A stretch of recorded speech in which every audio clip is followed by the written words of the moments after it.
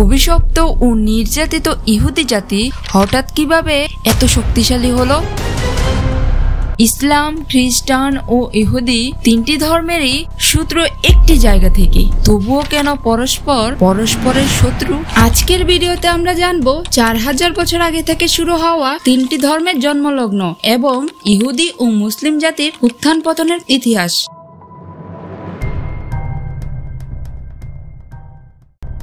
সাল 2020-তে জন্ম নেন প্রফেট ইব্রাহিম আলাইহিসসালাম। কোরআনের মতে ওনার বাবা ছিলেন একজন মূর্তি বিক্রেতা। বাইবেলে তার নাম আব্রাহাম।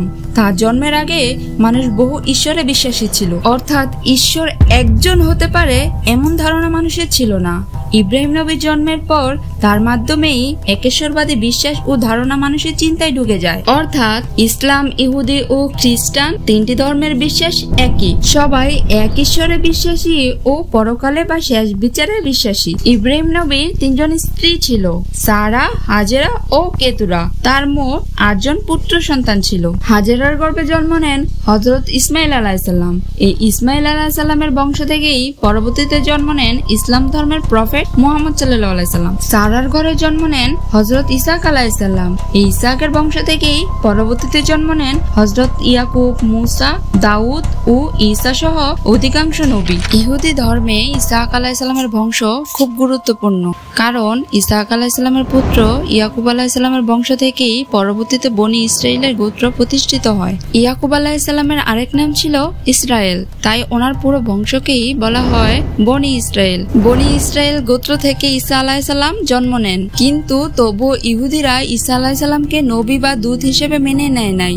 আর এই না মানা থেকে ইহুদি ও খ্রিস্টানদের মধ্যে তৎকালীন সময় কিছুটা শত্রুতা শুরু হয়। এরপর কেতুরার গর্ভে জন্ম নেন মোট 6 জন পুত্র: জিমরান, ইয়াকশান, মাদিয়ান, মিদ্দান, ইসবাক ও শোয়া। এদের পরিচিতি তুলনামূলকভাবে কম, তবে মাদিয়ান থেকে হযরত শুআইব আলাইহিসসালাম জন্ম নিয়েছিলেন বলে ধারণা করা হয়। সাল 1320-তে জন্ম নেন হযরত মুসা আলাইহিসসালাম। মুসা নবীকে ইহুদিরা তাদের মুক্তির দূত হিসাবে মানে, কারণ ফেরাউন জাতি অত্যাচার থেকে বনি ইসরায়েলকে রক্ষা করেন মুসা আলাইহিসসালাম। মুসা নবীর সহযোগী করে ওনার ভাই হারুন আলাইহিসসালামকে আল্লাহ নিযুক্ত করেন বনি ইসরায়েলের গোত্রকে ফেরাউনের অত্যাচার থেকে বাঁচাতে। মুসা নবী ফেরাউনের হাত থেকে তাদেরকে উদ্ধার করে সিনাই পর্বতে আল্লাহর একাত্মবাদের সাথে পরিচয় করিয়ে দেন। সেখান থেকে কিছু সংখ্যক মানুষ মুসা নবীর সাথে হাত মেলায় এবং মুসা নবীর ধর্ম গ্রহণ করেন। মুসা নবীর পর 1040 খ্রিস্টপূর্বে জন্মগ্রহণ করেন বনি ইসরায়েল জাতির দ্বিতীয় রাজা ও দ্বিতীয় নবী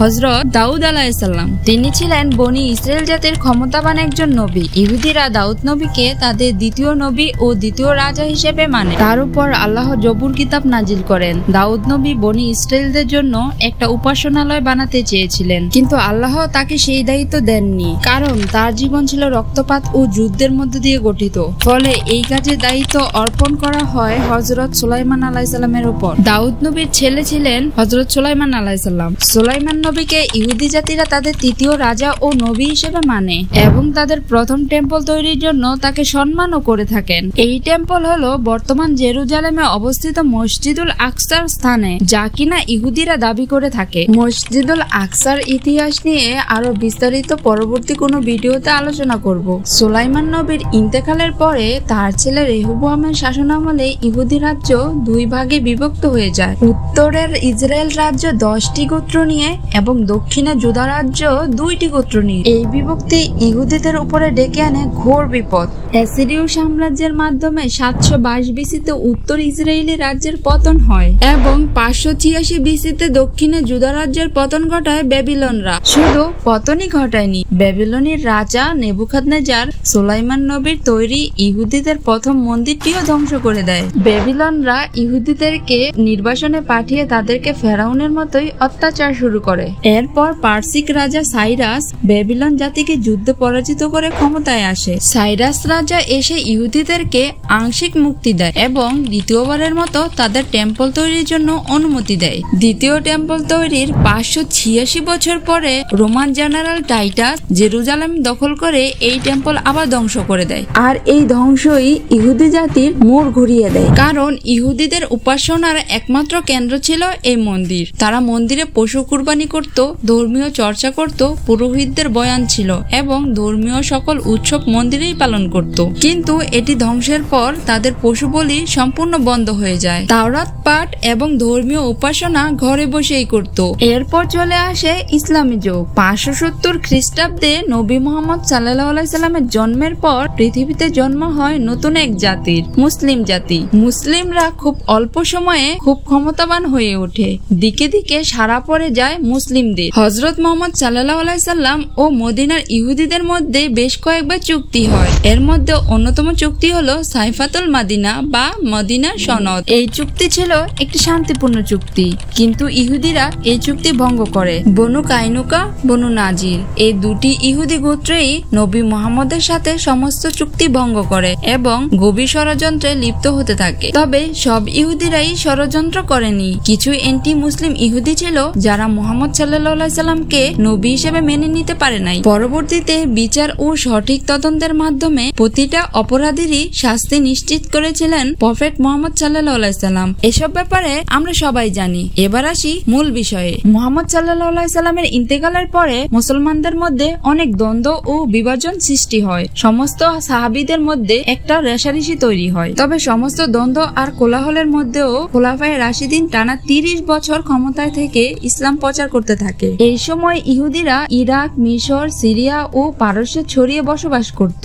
হযরত ওমর এবং ওসমানের শাসনামলে এসব অঞ্চলে ইসলামের বিস্তৃতি ব্যাপকভাবে বেড়ে যায়। তারা সব ধর্মের মানুষকেই স্বাধীনভাবে ধর্ম পালনের নিরাপত্তা দিয়েছিলেন। সবার ধর্মীয় স্বাধীনতা রক্ষায় হযরত ওমর নিজে নিরাপত্তা জিম্মাদার নিয়েছিলেন। বাইজেন্টাইন আমলে ইহুদিদের জেরুজালেমে প্রবেশ ও বসবাসে যে নিষেধাজ্ঞা ছিল তা অনেকটাই শিথিল করে দেন হযরত ওমর, যা ছিল এক মহান নেতার বৈশিষ্ট্য। এরপর 750 থেকে 1258 খ্রিস্টাব্দ পর্যন্ত প্রায় 500 বছর চলছিল মুসলিমদের স্বর্ণযুগ। খোলাফায়ে রাশিদিনের যুগ শেষে যখন আব্বাসীয় খেলাফত আসে, তখন বাগদাদ ছিল মুসলিমদের জ্ঞান চর্চার কেন্দ্র। খলিফা হারুন আল রশিদ ও আল মামুনের আমলে তৈরি হয় পৃথিবীর সবচেয়ে বড় লাইব্রেরি ও গবেষণাগার বাইতুল হিকমা। এই বাইতুল হিকমার মূল নির্দেশনা ছিল জ্ঞান চর্চা, বই পড়া এবং গবেষণা করা। এর সুফল মুসলিমরা খুব ভালোভাবেই পেয়েছিল। আল জাহরাবি, ইবনে সিনা, আল বিরুনি, আল ফারগানি, ইবনে রোশ, আল ফারাবি,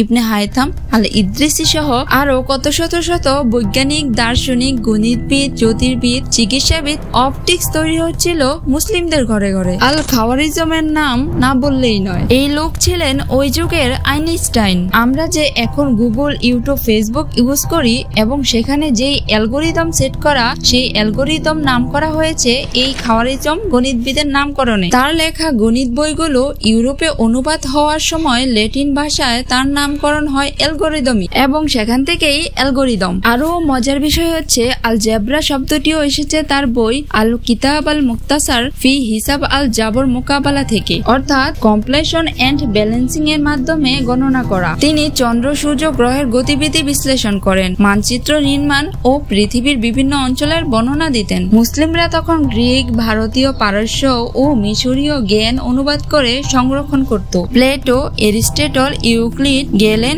এসব প্রাচীন পণ্ডিতদের বই মুসলিম পণ্ডিতরা অনুবাদ করে বিশ্বজ্ঞানকে সমৃদ্ধ করেছিল। ধর্মীয় অনুপ্রেরণায় জ্ঞান অর্জন ছিল মুসলিমদের ইবাদতের অংশ।